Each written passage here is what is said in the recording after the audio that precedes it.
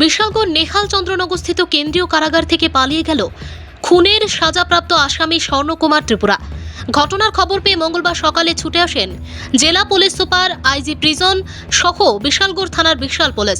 পালিয়ে যাওয়া আসামির বিরুদ্ধে মামলা গ্রহণ করল বিশালগড় থানার পুলিশ। জানা যায় স্বর্ণকুমার ত্রিপুরা পিতা বীরেন্দ্র ত্রিপুরা, বাড়ি সাউথ মনুবাজার ছোট্ট শাকবাড়ি এলাকায়।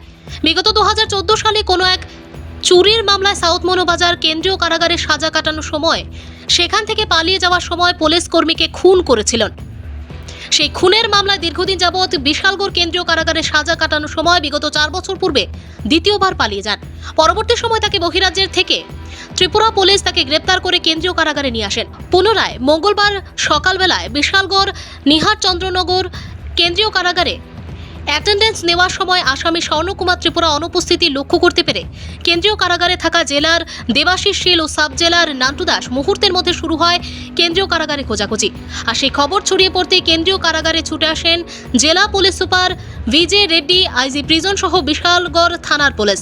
পালিয়ে যাওয়া আসামির বিরুদ্ধে বিশালগড় থানায় মামলা গ্রহণ করা হয়।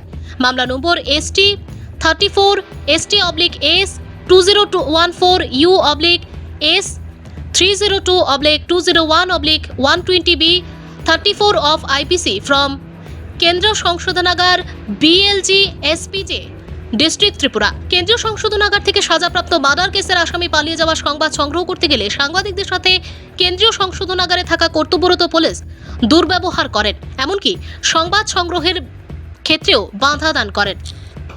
ভানুচন্দ্রের রিপোর্ট, আসাম প্রাইম নেটওয়ার্ক। না করছে কেউ সাংবাদিকের বাড়িতে ক্যামেরা করতো